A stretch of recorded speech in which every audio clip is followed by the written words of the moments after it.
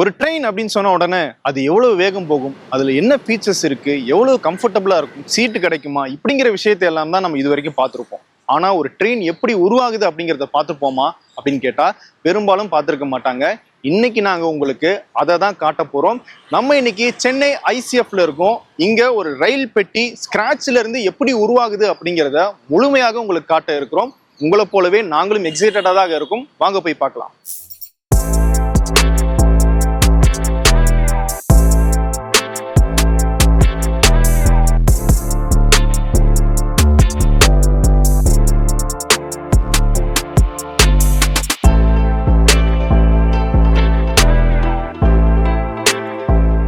சுகாதாரமான நாட்டு பசுக்களிடமிருந்து பெறப்பட்ட தமிழ் பால். பதப்பொருட்கள் இல்லாதது, கலப்படம் இல்லாதது. தமிழ் பால், நன்மை முழுமை. இப்ப நான் வந்தே பாரத் எக்ஸ்பிரஸ் மேல சாஞ்சிக்கிட்டு இருக்கேன். என்னது வந்தே பாரத் எக்ஸ்பிரஸா? எங்கேயோ காய்கறி மேல சாஞ்சிக்கிட்டு இருக்கேன். இதை போய் வந்தே பாரத்ன்றானு பாக்குறீங்களா? இதுதான் ரயில் பட்டியினுடைய தொடக்க இடம். இந்த ஷீட் இருக்குல்ல, இது வந்து ஸ்டெயின்லெஸ் ஸ்டீலால செய்யப்பட்டது. இந்த ஸ்டீல் தான் ஒரு கோச்சாக உருமாறுது.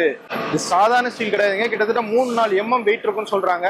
இதை நம்ம தள்ள கூட முடியாது, அவ்வளவு வெயிட் இருக்கு. அதுக்காக தான் ஸ்பெஷலான கிரெயின்ஸ் வச்சிருக்காங்க. அந்த கிரெயின்ஸ் மூலமாக இதை மிஷின்ஸ்ல கொண்டு போய் போட்டு இந்த ரவுண்டான இருக்கிற காயில்ஸை நேராக்கி அதுக்கப்புறமாக லேசர் கட்டிங்ஸ் மூலமாக சைடு வாலாக, அதாவது நம்ம ஜன்னல்ல கை வச்சுட்டு போறோம் இல்லையா, அந்த சைடு வால் உருவாக்குறதுக்கும் அந்த கோச்சினுடைய எண்டு வால், அதாவது முடி வருதுல அடுத்த கோச்சினுடைய தொடக்கம், அந்த எண்டு வாலை உருவாக்குறதுக்கும் இந்த ஷீட்டு தான் பயன்படுத்தப்படுது. அது மட்டும் இல்ல, கோச்சுக்குள்ள இருக்கிற பல்வேறு உதிரி பாகங்களை அதை செட் பண்றதுக்கான இடங்கள்லயும் இந்த ஸ்டெயின்லெஸ் ஸ்டீல் ஷீட்ஸ் தான் வந்து பயன்படுத்தப்படுது. இதை வந்து கட் பண்றதுக்குன்னே பெரிய பெரிய டெக்னாலஜிஸ் வச்சிருக்காங்க. லேசர் டெக்னாலஜிஸ் இருக்கு. இன்னும் நுணுக்கமாக தயாரிக்கிறதுக்கு நிறைய சாஃப்ட்வேர்ஸ் வச்சிருக்காங்க. அதெல்லாம் எப்படி யூஸ் பண்றாங்க அப்படிங்கிறதையும் இப்ப நம்ம பார்க்கலாம்.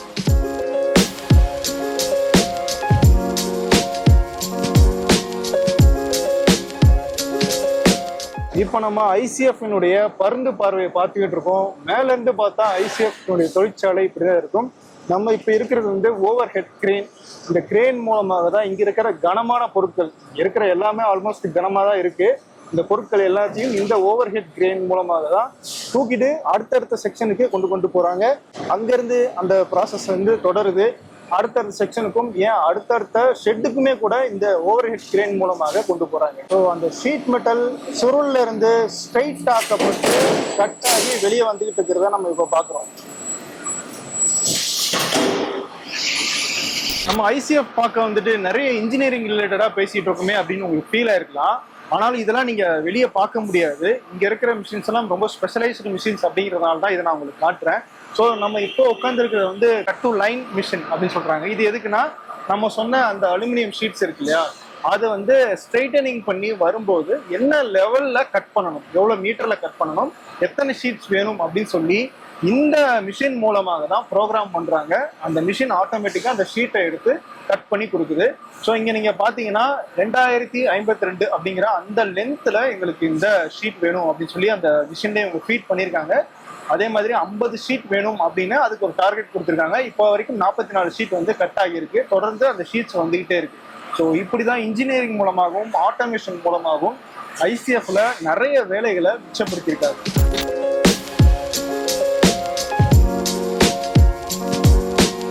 இப்போ நம்ம லேசர் கட்டிங் செக்ஷன்ல இருக்கோம். அந்த ஹார்டான ஸ்டீல்ஸ் இருக்கு இல்லையா, ஸ்டெயின்லெஸ் ஸ்டீல், அது கட் ஆகி உள்ள வந்திருக்கு. இங்கதான் வந்து இது என்ன தேவைக்காக வேணுமோ அதுக்கேத்தன அளவுல கரெக்டா கட் பண்ணப்படுது. அது லோட் பண்ற இடத்துல தொடங்கி கட் ஆகி அடுத்த செக்ஷனுக்கு போற வரைக்கும் எல்லாமே ரோபோட்டிக்ஸ் ஆட்டோமேஷன் மூலமாக இங்க நடக்குது. இப்ப நம்ம பார்த்துக்கிட்டே இருக்கோம் லேசர் கட்டிங் எப்படி நடக்க போகுதுன்ட்டு. அங்க வெளியே இருக்கிற மிஷின்ஸ் மூலமாக விண்டோவுக்கு தேவையான சைஸ் என்ன அப்படின்னு சொல்லப்பட்டு அதை ஃபீட் பண்ணப்படுது.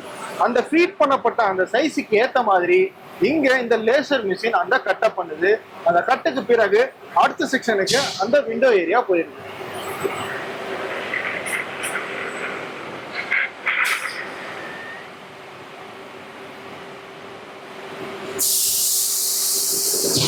இப்போ அதை ரிமூவ் பண்ணிடுவாங்க. ரிமூவ் பண்ண உடனே மீதி இருக்கிற அந்த சைடு வால் அப்படியே போகும். அந்த இடத்துல எங்க கேப் இருக்கோ அந்த இடத்துலதான் நம்ம கோச்சினுடைய ஜன்னல் வரப்போகுது. இப்போ நம்ம அந்த லேசர் கட்ல இருந்து சைடு வால் வெளியே வந்துருச்சு. இதுல உங்களால பார்க்க முடியுது விண்டோஸ்க்கான ஏரியா மட்டும் கட் பண்ணி எடுக்கப்பட்டிருக்கு, மீதி ஏரியாலாம் அப்படியே வந்திருக்கு. இப்போ இந்த ஷீட் அப்படிங்கிறது வந்து அன்ரிசர்வ் கோச்சுக்கான அந்த கம்பார்ட்மெண்ட் ஷீட். அதனாலதான் ஜன்னல் வந்து பக்கத்துல இருக்கு. நம்ம ட்ரெயின்ல போகும்போது அந்த ட்ரெயினுடைய கோச் வால் வந்து ரொம்ப திக்கா இருக்குமே அப்படின்னு ஃபீல் பண்றீங்கல்ல, இது அவுட்டர் வால் மட்டும்தான். இதுக்கப்புறமாக இன்டீரியர் ஒர்க்ஸ், அதுக்கு நடுவில் சில பொருட்கள்னு வைப்பாங்க, அதெல்லாம் வச்சுதான் நமக்கு அவ்வளவு திக்னஸோட அந்த சைடு வால் இருக்கு. அதை பத்திலாம் அடுத்தடுத்த செக்ஷன்ல பார்க்கலாம். இப்போ நம்ம அங்க சைடு வால் ஷீட்ஸை பார்த்தோம், அதுல இருந்து விண்டோஸ் கட் பண்ணியிருந்தாங்க இல்லையா, அதுல இன்டீரியருக்கான விஷயங்கள் எல்லாம் ஹேண்ட்மேட் வெல்டிங் மூலமாக வச்சிடுறாங்க. அதன் பிறகு அதை எடுத்துட்டு வந்து இங்க ரோபோட்டிக் வெல்டிங்க்கு கொண்டு வராங்க. ஏன் ரோபோட்டிக் வெல்டிங் கொண்டு வராங்கன்னா, சின்ன சின்ன இடங்கள்ல, ரொம்ப மைன்யூட்டான இடங்கள்லாம் ரோபோ மூலமாக பண்ற அந்த வெல்டிங் வந்து ரொம்ப எஃபெக்டிவா இருக்கு, ஸ்ட்ராங்காக இருக்கு. அப்படிங்கிறதுனாலதான் இங்க இந்த ரோபோட்டிக் வெல்டிங் வைக்கிறாங்க. இப்போ இந்த செட்டப்லாம் வந்துருச்சு, இதை வெல்டிங்லாம் பண்ணி முடிச்சாச்சு. இதுக்குள்ளதான் அந்த ரப்பர் பீடிங், விண்டோஸ்க்கான அந்த கிளாஸ் செட் பண்றதுக்கான அந்த ஹோல்ஸ், ரப்பர் பீடிங் எல்லாத்தையுமே இதுக்கப்புறமாக செட் பண்றதுக்கு தான் இந்த உள்ள கொடுத்துருக்கிற இந்த ஆப்ஷன்ஸ் வந்து இங்க வைக்கப்பட்டிருக்கு. ஸோ நம்ம சைடு வால்னுடைய ஃபைனல் ஸ்டேஜுக்கு வந்துட்டோம். இதுதான் ஒரு கோச்சினுடைய சைடு வால், அதாவது விண்டோஸ் இருக்கிற ஏரியான்னு சொல்றோம். இது வந்து வெல்டிங்லாம் பண்ணி முடிவுக்கு வந்திருக்கு. இப்போ இடையில இருக்கிற கேப்புலாம் ரப்பர் பீடிங் வைப்பாங்க, எலக்ட்ரிக்கல் ஒயர்ஸுக்கோ இல்ல வேற என்னென்ன விஷயங்கள் வைக்கணுமோ அதுக்கெல்லாம் இந்த இடங்கள் பயன்படுத்தப்பட இருக்கு. இங்க நிறைய டியூப்ஸ் அண்ட் ஹோல்ஸ் எல்லாம் கொடுத்துருக்காங்க. ப்ராபப்ளி இதெல்லாம் ஒயரிங்கான விஷயங்கள்னு நினைக்கிறேன். ஸோ இதுதான் சைடு வாலினுடைய முழு உருவம். இப்படி 2 சைடு வாலும் உருவாக்கப்படும். இதே மாதிரி தான் ஒரு கோச்சினுடைய எண்டு வாலும் உருவாக்கப்படும். இதையெல்லாம் கொண்டு போய் அடுத்து அசம்பிள் பண்ணுவாங்க, ரூஃப் வைப்பாங்க, அண்டர் ஃப்ரேமிங்கும் வைப்பாங்க. சைடு வால் எப்படி செய்யறாங்க அப்படின்றத பார்த்தோம். இப்போ அடுத்ததாக ரூஃபிங்க்கு வந்திருக்கோம். இங்க ரூஃபிங்கான அந்த ஷீட் மெட்டல் அப்படிங்கிறது வெளியே இருக்க ரெடிமேடாக வந்துருது. அதுல ரூஃபிங்ல இருக்கிற சின்ன சின்ன விஷயங்கள் இங்க வெல்ட் செய்யப்படுது. என்ன மாதிரி? ஏசி டக்டாக இருக்கட்டும், லைட்டிங்கான அந்த ஸ்பேஸாக இருக்கட்டும், ஒயரிங்காக இருக்கட்டும், இது எல்லாமே இந்த இடத்துல தான் வெல்டிங் செய்யப்பட்டுக்கிட்டு இருக்கு. இங்கதான் ட்ரெயினுடைய அண்டர் ஃப்ரேம், அதாவது அடிப்பாகம் உருவாக்கப்பட்டுக்கிட்டு இருக்கு. டெம்ப்ளேட்டாக அந்த ஃப்ரேம் வெளியே இருந்து வாங்கிடுறாங்க. ஐசிஎஃப்னுடைய வெவ்வேறு தொழிற்சாலைகள்ல இருந்து அது வந்துருது. இங்க அந்த அடிப்படை கட்டுமானம் இருக்குல்ல, அந்த சைடு வாலையும் எண்டு வாலையும் வைக்கிறதுக்கு, சீட்ஸை பிளேஸ் பண்றதுக்கு, அதுக்கு தேவையான வெல்டிங்க, அதுக்கு தேவையான மெட்டல் ராட்ஸை இந்த இடத்துல பிக்ஸ் பண்ணிட்டு இருக்காங்க. அதுக்கான பணிகள் தான் இந்த இடத்துல நடந்துகிட்டு இருக்காங்க. ஒன்ஸ் இது ரெடியான உடனே சைடு வால் எண்டு வாலோட அண்டர் ஃப்ரேமையும் பிக்ஸ் பண்ணிடுவாங்க. அதோட கிட்டத்தட்ட 40% to 50% பணிகள் முடிஞ்சிடும். இப்போ நம்ம கோச்சினுடைய கிட்டத்தட்ட ஒரு 40 to 50% கம்ப்ளீட் ஆயிடுச்சுன்னு சொல்லலாம். ஸோ இது ரெண்டுமே வந்து நம்ம ஏற்கனவே பார்த்த அந்த சைடு வால், இந்த கடைசிலையும் இங்கேயும் இருக்கிறது வந்து எண்டு வால். ஸோ இதை வச்சுட்டாங்க. கீழே அண்டர் ஃப்ரேமிங்கும் வச்சுட்டாங்க. ஸோ ஓவராலா பாடி ஓரளவுக்கு உருவாகிருச்சு. இது மேல இப்போ ரூஃபிங் வைப்பாங்க. நீங்க இந்த சைடு வால நல்லா பாத்தீங்கன்னா தெரியும், இந்த இடத்துல நம்ம எமர்ஜென்சி லிவர் புல் பண்ணுவோம் இல்லையா, அதுக்கான அந்த ஃபெசிலிட்டிஸ் வச்சிருக்காங்க. ஸோ வயரிங் போறதுக்கு, ஸோ இது விண்டோக்கான ஏரியா அப்படின்னு சொல்லி எல்லாமே பக்காவா ஷீட் மெட்டல் மூலமாக கட் பண்ணி அங்கங்க எடுத்துட்டு வந்து பக்காவாக வெல்ட் பண்ணி வச்சிருக்காங்க.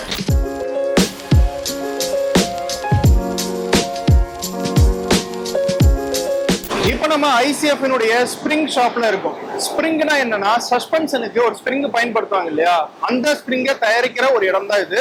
ஒரு கோச்சிலையுமே இப்படி 16 ஸ்ப்ரிங்குகள் வைக்கப்படும்.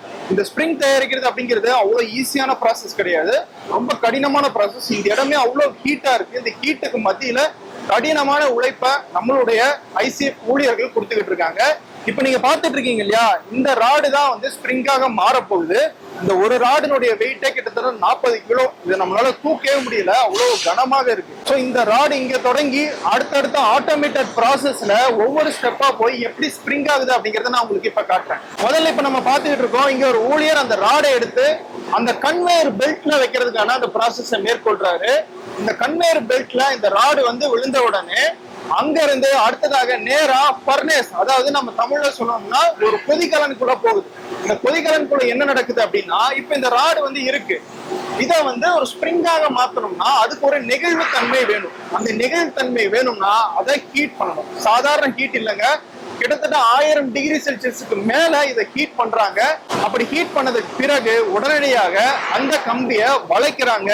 அது ஒரு ஸ்ப்ரிங்கோடைய ஷேப்புக்கு வருது. நான் இப்ப சொன்னேன் இல்லையா, அந்த ஃபர்னஸ்ல இருந்து வர்ற ராடு இங்கதான் அந்த ஸ்ப்ரிங் ஷேப்புக்கு மாத்தப்படுது. நல்லா பாத்தீங்கன்னா தெரியும், அந்த உருண்டை ஷேப்புக்கு மாறுது. ஹீட்டா இருக்கிறதுனால அவங்களால அதை கன்வெர்ட் பண்ண முடியுது. இதுவே ராடா இருந்துச்சுன்னா அது முடியாது, உடஞ்சிரும். ஸோ இப்ப அதை ஹீட் பண்ணிட்டு அடுத்ததாக பக்கத்துல இருக்கிற எண்ணெய் தொட்டிக்குள்ள அனுப்புறாங்க. அந்த எண்ணெய் தொட்டிக்குள்ள கிட்டத்தட்ட 25,000 லிட்டர் கச்சா எண்ணெய் இருக்கு. இந்த கச்சா எண்ணெய்க்குள்ள இந்த ஸ்ப்ரிங்கை போடுறதன் மூலமாக அது அந்த ஷேப்போட ஃப்ரீஸ் ஆகி அப்படியே நின்றுது. ஸோ இதுதான் இந்த ப்ராசஸ். இந்த கச்சா எண்ணெய் அப்படிங்கிறது வருஷத்துக்கு ஒரு தடவை மாத்துவாங்க. அதுவும் 60 டிகிரி செல்சியஸ்க்குள்ள அந்த டெம்பரேச்சரை மெயின்டைன் பண்ணிட்டே இருப்பாங்க. எல்லா நேரமும் அது கண்காணிப்பிலே இருக்கு. அந்த எண்ணெயில முங்கி எழுந்த அந்த ஸ்ப்ரிங் அடுத்ததாக இங்க ஒரு ஹீட்டிங் ப்ராசஸ்க்குள்ள வருது. ஆல்ரெடி ஒரு ஹீட்டிங், திரும்பவும் ஏன் ஹீட்டிங் அப்படின்னு கேட்டீங்கன்னா ஸ்ப்ரிங் உருவாகிருச்சு. ஆனா அதனுடைய அந்த பிளெக்சிபிலிட்டி இருக்கு இல்லையா, அதை உருவாக்கணும்னா இந்த ஹீட்டிங் தேவைன்னு சொல்றாங்க. கிட்டத்தட்ட 60 டிகிரி செல்சியஸுக்கு 20 நிமிடங்களுக்கு இந்த இடத்துல ஹீட் பண்ணப்படுது. அதுக்கப்புறமாக அந்த ஸ்ப்ரிங் தண்ணீர்ல முக்கி அது ஒரு ஃபைனல் ஷேப்புக்கு வருது. அந்த ஃபைனல் ஷேப்ல இருந்து டெஸ்டிங் ப்ராசஸ் நடக்குது. பொதுவாக ஒரு ஸ்ப்ரிங்கை 5 டன் கெப்பாசிட்டி வரைக்கும் இருக்கிற பயன்பாட்டுக்கு ஒரு கோச்சில் வந்து வைக்கிறாங்க. ஆனால் இங்க 8 டன் 10 டன் வரைக்கும் அதை பிரஸ் பண்ணி அதனுடைய அந்த பிளெக்சிபிலிட்டியும் உறுதித்தன்மையும் இங்க செக் பண்றாங்க. எல்லா டெஸ்டிங்கும் நடந்ததுக்கு பின்னாடி தான் அது கோச்சுக்கு பயன்படுத்த அனுப்பப்படுது. இங்கதான் ஃபைனல் அவுட்புட்டாக அந்த ஸ்ப்ரிங் வருது. இந்த ஸ்ப்ரிங் அந்த போகிஸ்ல செட் பண்ணணும் அப்படிங்கிறதுக்காக இந்த மேல இருக்கிற அந்த பகுதியை கொஞ்சம் தட்டையாக மாத்துறாங்க. அந்த ப்ராசஸ் இங்க நடக்குது. நடந்து முடிஞ்சோன்னா இங்க வந்துருது. இப்படி மொத்தமாக ஒரு நாளைக்கு 300 ஸ்ப்ரிங்குகளை சென்னை ஐசிஎஃப்ல உருவாக்கிட்டு இருக்காங்க. ஆண்டுக்கு கிட்டத்தட்ட 75,000 ஸ்ப்ரிங்குகள் அளவுக்கு தேவை இருக்கு அப்படின்னு சொல்றாங்க. பொதுவா நம்ம ஒரு ட்ரெயினை பார்க்கும்போது அந்த ட்ரெயினுடைய கோச்சஸ் தான் பார்ப்போம். உள்ள எப்படி இருக்கு, கலர் என்ன அப்படிங்கறத அதிகமாக பார்ப்போம். ஆனா நம்ம கண்ணுக்கு அந்த வீல் தெரியாது. நம்ம பிளாட்ஃபார்ம்ல இருந்து பார்க்கும்போது வீல் மறைஞ்சிருக்கும். ஆனால் அந்த வீல்ல தான் அவ்வளவு பெரிய விஷயமே இருக்கு. ஏன்னா ட்ரெயின் ஓடுறது அந்த வீல்ல தான் சேஃப்டிக்கான விஷயங்களும், வீல்ல தான் மோட்டார் எப்படி இயங்குது அப்படிங்கிற விஷயங்களும் இருக்கும். அதுக்கேற்ற மாதிரி வீலை உருவாக்குறது அப்படிங்கிறது மிகப்பெரிய டாஸ்க். இங்க ஐசிஎஃப் கோச் ஃபேக்டரிக்கு வீல் வந்து இப்படிதான் வந்து இறங்கும். இங்க வீல் மேனுஃபேக்சர் பண்றது கிடையாது. ஐசிஎஃப்னுடைய வேற தொழிற்சாலைகள்ல இருந்து தான் வீல் இங்க வந்து கொண்டு வரப்படுது. இப்படி கொண்டு வரப்படுற இந்த வீல்ல இருந்து இதை பிரேக்கிங்க்கு ஏத்த மாதிரியும் அந்த கோச்ல இருந்து அந்த வீல் எப்படி கனெக்ட் ஆகி அதை எப்படி அந்த போகிஸோட உட்கார வைக்கிறது, அதுக்கான ஏற்பாடுகளை எல்லாம் இந்த இடத்துல தான் பண்றாங்க. அதுக்கு பல்வேறு ஸ்டேஜ் ப்ராசஸ் வந்து இங்க ஃபாலோ பண்ணப்படுது. இன்ட்ரெஸ்டிங்கான சில மிஷின்ஸும் இங்க இருக்கு. அதை பத்தி எல்லாம் இப்ப நம்ம பார்க்கலாம். இப்ப நீங்க பாத்துட்டு இருக்கிறது வந்தே பாரத்தினுடைய அந்த வீல். இந்த வீல் வந்து இந்த ஹோல்ஸ் எல்லாம் இல்லாம தான் வரும். இங்க வந்து தான் இந்த ஹோல்ஸை வந்து போடுறாங்க. கிட்டத்தட்ட 18 ஹோல்ஸ் இருக்கு. இது ஏன் அப்படின்னா எல்ஹெச்பி கோச்சஸ் இருக்கு இல்லையா, அதனுடைய வீல்கள்ல பிரேக் அப்படிங்கிறது அந்த டிஸ்க் வந்து தனியாக இருக்கும். ஆனால் வந்தே பாரத்ல அந்த டிஸ்க் வீலோடைய ஒட்டி இருக்கும். அதுதான் வந்தே பாரத்தினுடைய ஸ்பெஷாலிட்டி. அதனாலதான் எவ்வளவு ஹை ஸ்பீட்ல போனாலும் உடனடியாக வந்தே பாரத்தை நிறுத்த முடியுது. ஸோ இந்த ஹோல்ஸ் போறதும் வந்து அவ்வளவு ஈஸியான வேலை கிடையாதுன்னு சொல்றாங்க. ஏன்னா இந்த ஹோல்ஸ் இன்னொரு பக்கம் இருக்கிற அந்த டிஸ்கோட கனெக்ட் ஆகணும் அப்படிங்கிறதுனால ரொம்ப ப்ரிசிஷனாக பண்றாங்க. இதுக்குள்ள நிறைய ஹோல்ஸ் வந்து அந்த அளவு வந்து குறைஞ்சிக்கிட்டே போகுது. அதனால லிக்விட் கூல் பண்ணி இந்த ட்ரில்லிங் எல்லாம் பண்றதாக அவங்க சொல்றாங்க. ரொம்ப முக்கியமான ப்ராசஸ் பண்றாங்க. அதை விட இன்ட்ரெஸ்டிங்கான விஷயம் என்னன்னா, இந்த வீல்ஸ் எல்லாம் வருது இல்லையா, வரும்போது அதனுடைய வெயிட் எவ்வளவு இருக்கு அப்படின்னு பார்த்தா கிட்டத்தட்ட 450 கிலோ. அதாவது நான் சொல்ற ஒரு வீலும் 450 கிலோ இருக்கும். இந்த வெயிட்டை வந்து கரெக்டா அந்த ட்ராக்ல உட்காந்து வண்டியினுடைய ஸ்பீடுக்கு ஏற்ற மாதிரி வளைவுலையும் சரி எல்லா நேரங்களையும் வந்து மூவ் பண்ணணும் அப்படின்னா அதுக்கு சில பர்டிகுலரான வெயிட் லிமிட்ஸ் இருக்கு. அந்த லிமிட் சரியா இருக்கா, சென்டர் ஆஃப் கிராவிட்டின்னு சொல்லுவோம். இந்த வீல் வந்து சரியான ஒரு இடத்துல உட்காந்துருக்கா, எல்லா அளவுலையும் அந்த வெயிட் வந்து ஈவனா ஸ்ப்ரெட் ஆகியிருக்கா அப்படிங்கிறத கண்டுபிடிக்கணும்னா அது கொஞ்சம் டிஃபிகல்ட். ஏன்னா 450 கிலோ அப்படிங்கிற அந்த வெயிட் இருக்கும். அதுல எங்க வெயிட் டிஸ்ட்ரிபியூட் ஆகிருக்கு, அது ஈவனா டிஸ்ட்ரிபியூட் ஆயிருக்கா, நம்மளுடைய ஸ்பெசிஃபிகேஷன்ஸ்க்கு ஏற்ற மாதிரி இருக்கா அப்படிங்கிறத கண்டுபிடிச்சு சொல்றதுக்கு தான் இந்த ஸ்டாட்டிக் பேலன்சிங் மிஷின் அப்படிங்கிறத வச்சிருக்காங்க. ஸோ இந்த மிஷின்ல இந்த வீலை வந்து நம்ம கொடுத்துட்டோம் அப்படின்னா அதுவே அந்த வீலை வந்து ரொட்டேட் பண்ணி பார்க்கும். எந்த இடத்துல சென்டர் ஆஃப் கிராவிட்டி மிஸ் ஆகுது, எந்த இடத்துல வெயிட் அதிகமா இருக்கு, எந்த இடத்துல வெயிட் கம்மியா இருக்கு அப்படிங்கிறத பார்த்து அதுவே சொல்லிடும். அதுக்கேற்ற மாதிரி ஒரு இடத்துல வெயிட் அதிகமா இருக்குன்னா அந்த இடத்துல குறைச்சிருவாங்க. ஸோ இப்படி இதெல்லாம் பண்றதுனுடைய நோக்கம் என்ன அப்படின்னா ட்ரெயின் அப்போதான் வைப்ரேஷன் இல்லாம இருக்கும் அப்படின்னு சொல்றாங்க. நம்ம வந்தே பாரத்ல போற அந்த டிராவல் அப்படிங்கிறது ஏன் அவ்வளவு கம்ஃபர்ட்டா இருக்கு அப்படின்னு பார்த்தோம்னா இந்த மாதிரி இங்க செய்யப்படுற சின்ன சின்ன நுணுக்கமான வேலைகள் தான். இப்போ நீங்க பாக்குறீங்க இல்லையா, இதுதான் அசம்பிள்டான ஒரு வீல். இங்க 2 டைப் ஆஃப் வீல் இருக்கு. இது வந்து வந்தே பாரத்தினுடைய வீல், இது நார்மல் எல்ஹெச்பி கோச்சினுடைய வீல். இது ரெண்டுல என்ன டிஃபரன்ஸ் இருக்கு அப்படிங்கிறத நான் சொல்றேன். முதல்ல இந்த ஷாஃப்டோட இந்த வீலை அட்டாச் பண்றாங்க இல்லையா, அந்த ப்ராசஸே ஒரு டஃப்பான ப்ராசஸ் தான். கிட்டத்தட்ட 71 டன் அளவிலான அந்த வெயிட் அளவுக்கு ப்ரெஷர் கொடுத்து இந்த டயரோட இந்த வீலோட இந்த ஷாஃப்டை வந்து இணைக்கிறாங்க. அதுக்குன்னு செப்பரேட்டான மிஷின்ஸ் இருக்கு. எல்லாமே ஆட்டோமேட்டட் ப்ராசஸாக நடந்துகிட்டு இருக்கு. இங்க ஒரு இன்ட்ரெஸ்டிங்கான விஷயம் நான் உங்களுக்கு சொல்லணும்னு நினைக்கிறேன்.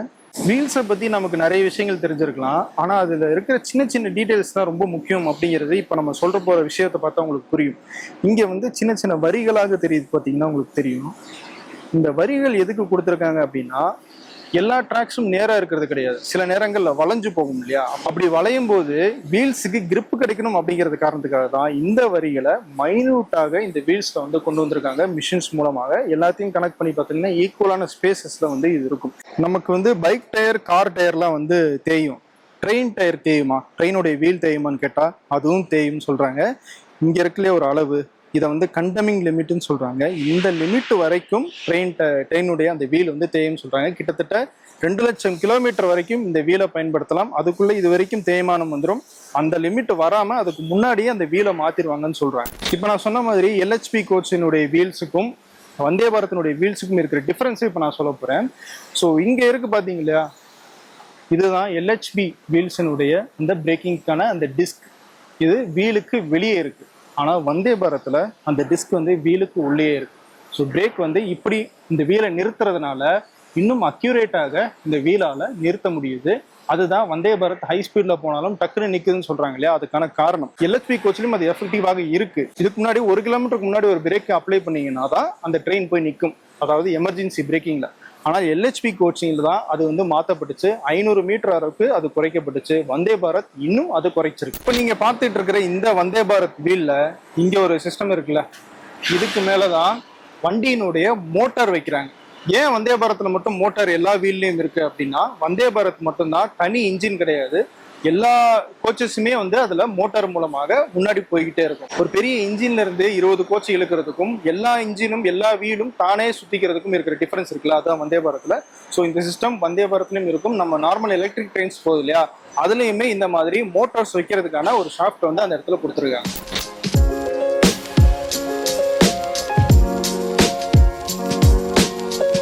தெலுங்கு ஹீரோ பாலகிருஷ்ணாவுக்கு பிறகு ட்ரெயினை வெறுங்கையால தள்ளுற ஒரே ஆள் நானாவே இருப்பேன்னு நினைக்கிறேன். என்னடா இது 4 வீலை தள்ளிட்டு ட்ரெயினை தள்ளிட்டேன்னு சொல்றேன்னு பாக்குறீங்களா? ட்ரெயினுடைய முக்கியமான பகுதியே இதுதான். அதை பத்தி தான் இப்ப நம்ம பார்க்க போறோம். பில்டிங்க்கு மட்டும் கிடையாது, ஒரு ட்ரெயின் கோச்சுக்குமே முக்கியமானது பேஸ்மெண்ட். பேஸ்மெண்ட் ஸ்ட்ராங்கா இருந்தா தான் ட்ரெயின் ரொம்ப ஸ்டெடியா ஓடும், நம்மளும் கம்ஃபர்டபுளாக சேஃபாக வந்து பயணிக்க முடியும். அப்படி நம்மளுடைய சேஃபான பயணத்துக்கும் கம்ஃபர்டபுளான பயணத்துக்கும் உதவுறது தான் இந்த போகி அப்படின்னு சொல்றாங்க. இந்த போகியில தான் ட்ரெயினுடைய வீல்ஸ், பிரேக்ஸ், சஸ்பென்ஷன் எல்லாமே அமைஞ்சிருக்கு. ஸோ அதுல என்னென்ன இருக்கு அப்படிங்கிறத பார்க்கலாம். ஏன்னா ரொம்ப முக்கியமான பகுதியா இருக்கு. ஸோ இது LHPன்னு சொல்லப்படுற லிங்க் ஹாஃப்மேன் புஷ் அந்த வகையிலான ஒரு ரயில் பெட்டியினுடைய போகி. ஏற்கனவே நம்ம எப்படி வீல் செய்யறாங்க அப்படிங்கறத இதுக்கு முன்னாடி பார்த்திருந்தோம். அந்த வீல்ஸ், அதோட டிஸ்க் பிரேக், அதுல இருக்கிற அந்த ஆக்சல், இது எல்லாத்தையும் கொண்டு வந்து இந்த போகியில வந்து இப்ப செட் பண்ணி வச்சிருக்காங்க. ஸோ இப்படிதான் இந்த போகியோட இந்த வீல்ஸ் எல்லாம் கனெக்ட் ஆயிருக்கு. இந்த 4 வீல்ஸும் இந்த போகியில கனெக்ட் ஆயிருக்கிறதுனால தான் ட்ரெயின் ஒரே லைன்ல போக முடியுது. ஒரு போகியில மொத்தம் 8 சஸ்பென்ஷன் இருக்கு. ஸோ இப்போ நம்ம பார்த்துட்டு இருக்கிறது பிரைமரி சஸ்பென்ஷன் சொல்றாங்க. இதை நம்ம ஸ்ப்ரிங்கா நம்ம இதுக்கு முன்னாடி செக்ஷன்ல பார்த்தோம் எப்படி செய்யறாங்கன்ட்டு. இந்த ஸ்ப்ரிங் அதுக்குள்ள ஒரு சின்ன ஸ்ப்ரிங்னு மொத்தம் ஒரு போகியில 8 ஸ்ப்ரிங் சஸ்பென்ஷன் இருக்கு. அது போக இப்போ நம்ம இங்க பார்த்துட்டு இருக்கோம் இல்லையா, இது ஏர் சஸ்பென்ஷன் சொல்றாங்க. ஸோ இந்த போல்ஸ்டர்ன்ற பகுதி இருக்கு, இது மேலதான் நம்மளுடைய கோச் வந்து உட்கார போகுது. கோச்சினுடைய அண்டர் ஃப்ரேம் இதுல தான் வந்து வச்சு லாக் பண்ணிடுவாங்க. இதுல 8 சஸ்பென்ஷன், 2 ஏர் சஸ்பென்ஷன், மொத்தம் 10 சஸ்பென்ஷன் இருக்குன்னு சொல்லியிருந்தேன். அது போக 9 ஷாக் அப்சர்வர்ஸ் வச்சிருக்காங்க. நம்ம பைக்ல இருக்கிற மாதிரி ஷாக் அப்சர்வர்ஸ் இதுலயும் இருக்கு. ஸோ இதுவுமே ட்ரெயினுடைய அந்த வைப்ரேஷன்ஸை குறைக்கிறதுக்காக ஹெல்ப் பண்ணுது. சரி, இப்போ முக்கியமான பகுதிக்கு வருவோம். ட்ரெயினுடைய அந்த பிரேக்கிங் சிஸ்டம். நம்ம ஏற்கனவே சொன்னோம் இல்லையா, அந்த பிரேக்கிங்கான டிஸ்கை இங்க வந்து ஃபிக்ஸ் பண்ணிட்டாங்க. இந்த டிஸ்க்ல இருக்கிற அந்த பிரேக் சிஸ்டம் இருக்கு இல்லையா, அது இந்த போகியோட அட்டாச் ஆயிருக்கு. ஸோ இந்த போகியோட பிரேக் எப்படி ஒர்க் ஆகுதுன்னா, ஸோ ட்ரெயின்ல இருக்கிற எல்லா கோச்சஸும் இன்ஜினோட இந்த டியூப் மூலமாக கனெக்ட் ஆகிருக்கும்.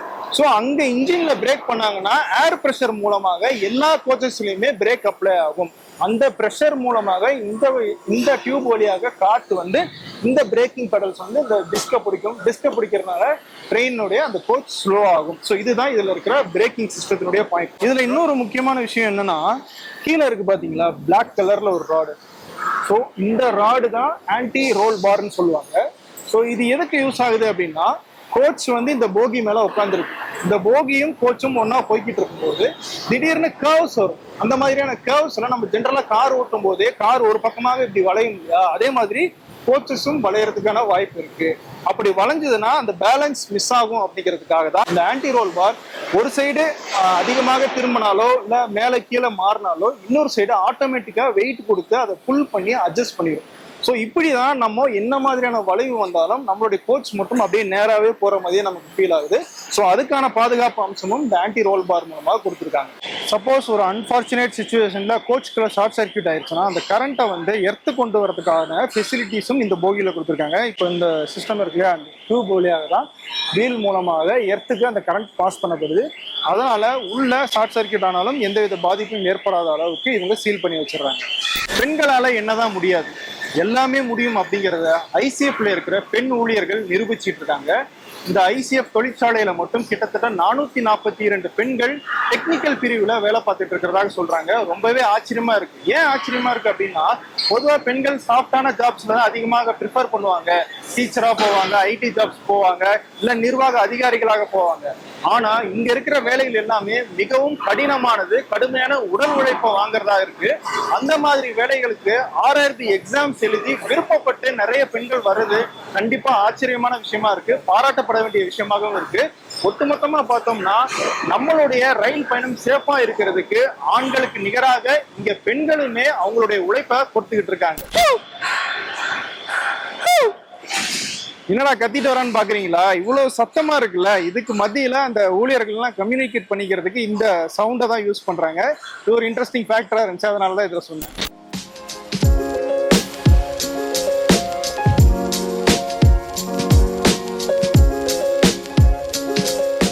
இப்போ நம்ம இந்த ஃபர்னிஷிங்னுடைய ஃபைனல் ஸ்டேஜுக்கு முன்னாடி ஸ்கெலிட்டனாக இந்த ஃபர்னிஷிங் எல்லாம் எங்கெங்க பண்ண போறாங்க அப்படின்னு காட்டுறதுக்கான ஒரு கோச்சுக்கு வந்திருக்கோம்.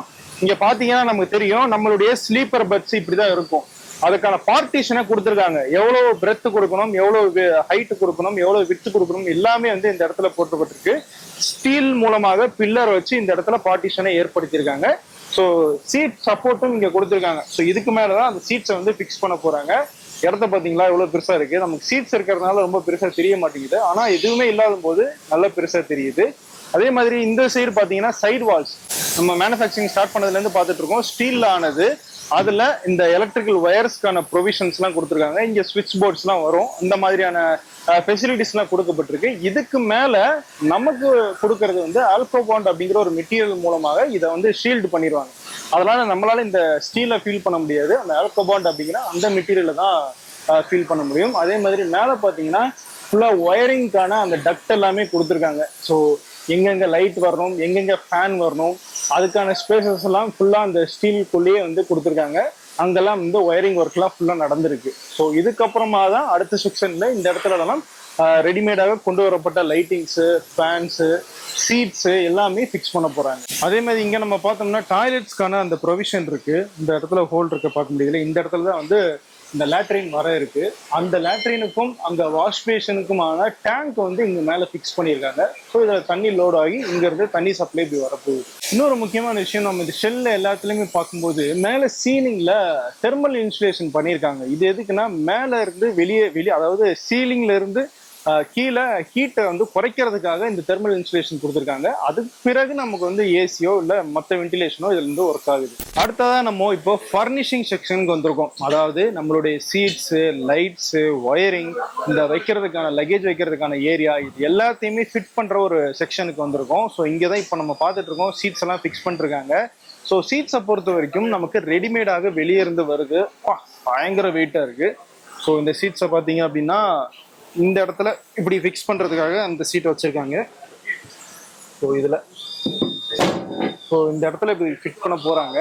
ஸோ இவங்களுக்கு வந்து இந்த ராட்ஸ்லாம் இருக்கு இல்லையா, இந்த ஃப்ரேம்லாம் இருக்கு இல்லையா, இதெல்லாம் ரெடிமேடாக வந்துருது. அதை ஃபிக்ஸ் பண்றது மட்டும்தான் இவங்களுடைய ஒர்க்கா இருக்கு. அது போக இந்த பக்கம் ஸ்லீப்பர்ல பார்த்தோம்னா இந்த பார்ட்டிஷன் பில்லர்னு சொல்லுவோம். இந்த பார்ட்டிஷன் பில்லரை வெல்டு பண்ணி இந்த இடத்துல ஃபிக்ஸ் பண்றது, அது எந்தெந்த ஹைட்ல இருக்கணும் அப்படின்ட்டு. அதே மாதிரி கீழே இருக்கிற இந்த ஸ்லீப்பருக்கான அந்த சப்போர்ட் கொடுக்கறது, இது எல்லாமே இதுக்கு முன்னாடி நடந்த அந்த ஷெல் ஃபேக்டரிலேயே நடந்து முடிஞ்சிருக்கு. இங்க இந்த சீட்டிங்ஸை ஃபிக்ஸ் பண்றாங்க, லைட்டிங் ஃபிக்ஸ் பண்றாங்க, ஒயரிங் எங்கெங்க தேவைப்படுதோ அதையெல்லாம் ஃபிக்ஸ் பண்றாங்க. இதெல்லாமே இங்க நடக்குது. பிளஸ் ஃபேன், இந்த கோச்சில் இருக்கிற முக்கியமான எல்லா எலக்ட்ரிக்கல் ஒர்க்கும், எல்லா ஃபர்னிஷிங் ஒர்க்கும் இந்த செக்ஷன்ல தான் நடந்து முடியுது. நான் உங்ககிட்ட முன்னாடி 2 விஷயம் சொல்லியிருந்தேன். ஒன்னு பிரேக் இன்ஜின்ல இருந்து வருது, பவர் ஜென்ரேட்டர் கார்ல இருந்து வருதுன்னு சொல்லியிருந்தேன். அப்போ முன்னாடி இருக்கிற அந்த ஜென்ரேட்டர் கார்ல இருந்து, முன்னாடி இருக்கிற இன்ஜின்ல இருந்து கடைசியில இருக்கிற கோச் வரைக்கும் எப்படி அந்த பவரையும் பிரேக்கையும் கொண்டு போய் சேர்க்கிறாங்க அப்படிங்கிற விஷயத்த பார்க்கணும்ல, அதை தான் இப்ப பார்க்க போறோம். இப்போ நமக்கு முன்னாடி 2 கோச் இருக்கு. இந்த 2 கோச்சுக்கும் இடையில இங்க எலக்ட்ரிக்கல் கப்ளிங்கான சாக்கெட் இருக்கு. அதாவது இது நம்ம ஒரு ஜென்ரலா ஒரு பிளக் அண்ட் பிளே பண்ணுவோம் இல்லையா, அந்த மாதிரியான ஒரு சாக்கெட் தான். ஸோ இதுக்குள்ள இந்த கோச்ல இருந்து பவர் சாக்கெட் எடுத்து பிளக் பண்ணிடுவாங்க. ஸோ இதன் மூலமாக ஜென்ரேட்டர்ல இருந்து வர அந்த பவர் அப்படிங்கிறது ஒரு கோச்ல இருந்து இன்னொரு கோச்சுக்கு மூவ் ஆகி போயிட்டே இருக்கு. அடுத்த விஷயம் பிரேக்கிங். பிரேக்கிங்கை பொறுத்த வரைக்கும் நான் சொன்னது ஏர் ப்ரெஷர் பிரேக்கிங் தான் வந்து இந்த கோச்சஸ் முழுக்க இருக்கு அப்படின்னு நான் சொல்லியிருந்தேன் இல்லையா. அப்போ இன்ஜின்ல அந்த ஏர் ப்ரெஷர் பிரேக்கிங் ஆக்ட் ஆச்சுன்னா இந்த டியூப்ஸ் வழியாக அடுத்து இருக்கிற கோச்சஸுக்கு இந்த பிரேக்கிங் சிஸ்டம் வந்து போய் சேருது. இப்படிதான் ஒவ்வொரு கோச்சும் ஸ்லோ பண்ணப்படுது. அதை தாண்டி இந்த 2 கோச்சையும் இணைக்கிற கோச் கப்ளிங்கும் இங்க இருக்கு. ஸோ இதன் மூலமாக இந்த 2 கோச்சையும் இணைச்சிடுறாங்க. எல்லாமே ஒன்னாக சேர்ந்து பயணிக்க ஆரம்பிக்குது. இப்போ நம்ம ட்ரெயினுடைய அந்த டாய்லெட்டுக்கு நேரா இருக்கும். ஸோ அந்த டாய்லெட்டுக்கு நேரா வெளியே பார்த்தோம்னா இங்க ஒரு டேங்க் இருக்கு. இந்த டேங்க் தான் வந்து பயோ டேங்க் அப்படின்னு சொல்றாங்க. நம்ம அங்கிருந்து வர அந்த எக்ஸ்கிரீட்டான்னு சொல்ற மனித கழிவுகள் இருக்கு இல்லையா, அது சாலிடாகவும் லிக்விடாகவும் தனியாக பிரிக்கப்பட்டு ஸ்டோர் பண்ணப்படுது. இதுல பாக்டீரியாவை கொண்டு வந்து சேர்க்கிறாங்க. அந்த பாக்டீரியா சாலிட்ஸை ஃபுல்லா அதுவே வந்து அரிச்சு அந்த இடத்துலயே வந்து மக்க வச்சிருது. லிக்விட்ஸை தனியாக வெளியேற்றிடுறாங்க. ஒரு குறிப்பிட்ட கால இடைவெளியில அந்த பாக்டீரியாவை மட்டும் திரும்ப திரும்ப ரீஃபில் பண்றாங்க. இதன் மூலம் அந்த கழிவுகள் எல்லாம் உள்ளே வந்து அழிக்கப்படுறது. ஓகே மக்களே, ஒரு ஷார்ட் கமர்ஷியல் பிரேக். டாய்லெட் குள்ள போயிட்டு வந்துடுறேன். யாராவது எட்டி பாக்குறது? ஆக்சுவலி இது வந்து ட்ரெயின்ல இருக்கிற டாய்லெட் கிடையாது, வெளியே வச்சிருக்கிற ஒரு மாடுலர் டாய்லெட். இந்த டாய்லெட்டை எடுத்துட்டு போய் அப்படியே ட்ரெயின்குள்ள ஃபிக்ஸ் பண்ணிடுறாங்க. அப்படிதான் நம்ம ட்ரெயின்ல போகும்போது டாய்லெட்ஸ் யூஸ் பண்ணிட்டு இருக்கோம். இது முழுக்க முழுக்க ஃபைபர் மெட்டீரியலால ஆன ஒரு டாய்லெட்னு சொல்றாங்க. கிட்டத்தட்ட 140 கிலோ வெயிட் இருக்குமா.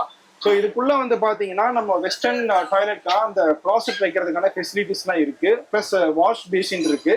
இது எல்லாமே ரெடிமேடா இருக்கு. நீங்க எடுத்துட்டு போய் ஃபிக்ஸ் பண்ணி அந்த தண்ணி கனெக்ஷனோ இல்ல அந்த டாய்லெட்கான அந்த பயோ டேங்க் கனெக்ஷனோ கொடுத்தா மட்டும் போதும், நம்மளுடைய டாய்லெட் ரெடி ஆயிடும். ஸோ இது எல்லாமே வந்து ரெடிமேடா நடந்துகிட்டு இருக்கு.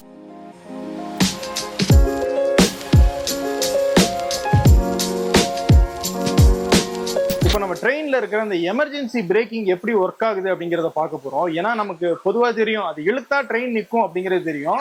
நிறைய பேர் நம்ம நினைச்சிட்டு இருப்போம் அதை இழுத்தா நம்ம தான் ட்ரெயின் நிறுத்துறோம் அப்படின்ட்டு. ஆனா ஆக்சுவலி அங்க நடக்கிறது வேற. அது என்ன அப்படிங்கறத இப்போ நான் உங்களுக்கு எக்ஸ்பிளைன் பண்றேன். இப்போ நான் இங்க ஒரு எமர்ஜென்சி லிவர் இருக்கு, அதை நான் இழுக்க போறேன். அது இழுத்தா என்ன ஆகும்னா எமர்ஜென்சி வால்வ்ல இருந்து காத்து வெளியே போகும். கீழே இருக்கிற எமர்ஜென்சி வால்வ்ல இருந்து அந்த காத்து வெளியே போச்சுன்னா ப்ரெஷர் லோ ஆகும். இந்த ப்ரெஷர் லோ ஆச்சுன்னா உடனடியாக ட்ரெயினுடைய இன்ஜின் பைலட்டுக்கும் இங்க பின்னாடி இருக்கிற கார்டுக்கும் இண்டிகேட் ஆகும் ப்ரெஷர் லோ ஆகுது, பிரேக்கிங் ப்ரெஷர் லோ ஆகுது அப்படின்னு சொல்லிட்டு உடனடியாக அவங்க கோச்சுக்கு வெளியே எட்டி பார்ப்பாங்க. அப்போ எந்த கோச்சுக்கு வெளியே ரெட் லைட் எரிஞ்சுக்கிட்டு இருக்கோ அந்த கோச்சில் தான் எமர்ஜென்சி லிவர் புல் பண்ணப்பட்டிருக்கு அப்படிங்கிறது அவங்களுக்கு தெரிஞ்சிடும். உடனடியாக லோகோ பைலட் அந்த பிரேக்கிங்கை அப்ளை பண்ணுவாரு. ஸோ நம்ம இந்த லிவரை புல் பண்றதன் மூலமாக நம்ம இந்த கோச்சை நிறுத்தல, நம்ம இந்த ட்ரெயினை நிறுத்தல, நம்ம இண்டிகேஷன் தான் கொடுக்குறோம் நிறுத்துங்க அப்படின்னு சொல்லி லோகோ பைலட் தான் இந்த ட்ரெயினை நிறுத்துறாரு. இப்போ நம்ம டெஸ்டிங்ல இருக்கிற கோச்சில் இருக்கும். அதனால நான் இந்த லிவரை புல் பண்ணா உடனடியாக பிரேக்கிங் ஆகிறத என்னால் லைவா காட்ட முடியாது. அதுக்கு பதிலாக ப்ரெஷர் லோ ஆகுறத இங்க இருக்கிற ஒரு மிஷின் மூலமாக நம்ம கேப்சர் பண்ண முடியும். ஸோ அதை இப்போ நம்ம பண்ணி காட்டலாம். ஸோ பாத்துங்க, இந்த லிவரை நான் இழுக்க போறேன்.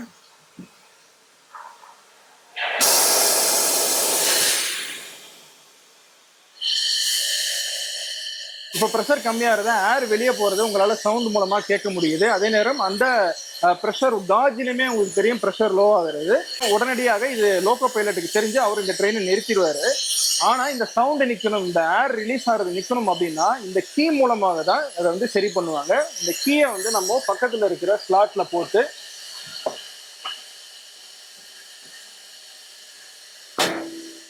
இப்படி திருப்பணும் அப்படின்னா உடனடியாக இந்த லிவர் திரும்பவும் பழைய நிலைமைக்கு போயிடும். இப்போ உங்களுக்கு அந்த ஏர் ரிலீஸ் ஆகுற அந்த சத்தம் கேட்காது. ஸோ இப்போ இந்த கீ மூலமாக அந்த எமர்ஜென்சி லிவரை திரும்பவும் பழைய நிலைமைக்கு கொண்டு போயிட்டாங்கன்னா ஏர் லீக் ஆகிறது நின்றும், ப்ரெஷர் நார்மல் லெவலுக்கு வந்துடும். அதுக்கப்புறமாக train is good to go அப்படின்னு சொல்லி திரும்பவும் ட்ரெயினை மூவ் பண்ண ஆரம்பிச்சிருவாங்க. இப்போ நம்ம பின்னாடி பார்த்துட்டு இருக்கிறது தான் ஒரு முழுமையான ஸ்கெலிட்டனான உருவான ஒரு கோச். ஸோ இதுல டாப் ஃப்ரேமும் இருக்கு, அண்டர் ஃப்ரேமும் இருக்கு, சைட் வால்ஸும் இருக்கு, எண்ட் வால்ஸும் இருக்கு, எல்லாமே உருவாயிருச்சு. ஆனா இன்னும் போகி மேல வைக்கல, அதாவது வீல்ஸ் மேல வைக்கல. அதுக்கு முன்னாடி இதுல ஏதாவது லீக்கேஜ் இருக்கா அப்படிங்கறத பாக்குறதுக்காக வாட்டர் ப்ரூஃபிங் டெஸ்ட்டுக்காக கொண்டு போறாங்க. ஸோ இந்த ஒரு டிரான்ஸ்போர்ட்டர் ஐசிஎஃப் முழுக்க அங்கங்க இருக்கு. ஸோ எந்த செக்ஷன்ல இருந்து வேணா ஒரு முழுமையான கோச்சை இது மூலமாக கொண்டு போய்க்கலாம் அப்படிங்கிறதுக்காக தான் இந்த டிரான்ஸ்போர்ட்டர் பயன்படுத்தப்படுது. இப்போ நம்ம லீக்கேஜ் டெஸ்டையும் நீங்க பார்த்துக்கிட்டே இருப்பீங்க எப்படி நடத்துக்குன்னு. தண்ணியை ரொம்ப அதிகமாக பீச்சு அடிக்கிறாங்க. ஸோ அதுல எங்கேயாவது லீக் இருந்துச்சுன்னா இந்த டெஸ்ட்லேயே கண்டுபிடிச்சிடறாங்க. அப்படி ஏதாவது லீக் இருந்துச்சுன்னா உடனடியாக சரி பண்ணி அடுத்த கட்டத்துக்கு கொண்டு போறாங்க. ஸோ இவ்வளவு இன்ஜினியரிங், இவ்வளவு ப்ராசஸ், இவ்வளவு உழைப்புக்கு பிறகுதான் நம்ம கம்ஃபர்டபுளாக சேஃபாக பயணிச்சுக்கிட்டு இருக்கிற இந்த ரயில் கோச்சுகள் உருவாக்கப்படுது. இப்படி முழுமையாக உருவான ஒரு ரயில் பெட்டி பல்வேறு கட்ட சோதனைக்கு பிறகு மக்களுடைய பயன்பாட்டுக்கு கொண்டு செல்லப்படுது. இங்க ஐசிஎஃப்ல உருவாக்கப்படுற இந்த ரயில் பெட்டிகள் இந்தியன் ரயில்வேஸினுடைய தேவைகளுக்காக மட்டும் பயன்படுத்துறது கிடையாது. மற்ற நாடுகளும் இங்க ஐசிஎஃப் கிட்ட இருந்து ரயில் பெட்டிகளை வாங்குறாங்க. ஐசிஎஃப் கிட்ட இருந்து வர்த்தக ரீதியில இந்த ரயில் பெட்டிகளை வாங்கிட்டு இருக்காங்க. அதன் மூலமாகவும் ஐசிஎஃப் வருமானம் ஈட்டிக்கிட்டு இருக்கு. சரி, ட்ரெயின் கோச் ரெடி பண்ணியாச்சு. அது இங்க இருந்து எப்படி வெளியே எடுத்துட்டு போறது? பஸ்னா ரோடு வழியாக எடுத்துட்டு போயிடலாம். ஆனா ட்ரெயின் கோச்னு எப்படி கொண்டு போறது அப்படிங்கிறதுக்காகவே இங்க தனியாக ஒரு ட்ராக்கை வந்து ஐசிஎஃப்ல இருந்து போட்டிருக்காங்க. இந்த ட்ராக் வழியாக அண்ணா நகர், பாடி, வில்லிவாக்கம் போய் அங்க இருந்து எந்த ஊருக்கு இந்த கோச் போகணுமோ அங்க கொண்டு போயிடுறாங்க. இப்படிதான் இங்க இருந்து ட்ரெயின் கோச்சஸ் எல்லாம் வெளியூர்களுக்கு டிஸ்பேச் செய்யப்படுது. இவ்வளவு நேரம் ஒரு ரயில் பெட்டி எப்படி உருவாகுது அப்படிங்கறத உங்களுக்கு காட்டியிருப்போம். இனிமேல் நீங்க ட்ரெயின்ல போகும்போது அது ஒரு ட்ரெயினாகவோ ஒரு ரயில் பெட்டியாகவோ அதுல இருக்கிற சொபிஸ்டிகேஷன் ஃபீச்சர்ஸ் ஆகவோ மட்டும் நீங்க ட்ரெயினை பார்க்க மாட்டீங்க.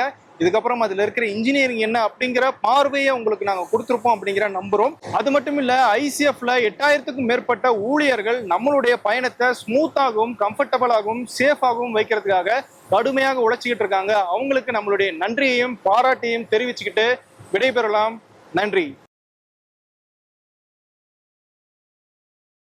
சுகாதாரமான நாட்டு பசுக்களிடமிருந்து பெறப்பட்ட தமிழ்பால். பதப்பொருட்கள் இல்லாதது, கலப்படம் இல்லாதது. தமிழ்பால், நன்மை முழுமை.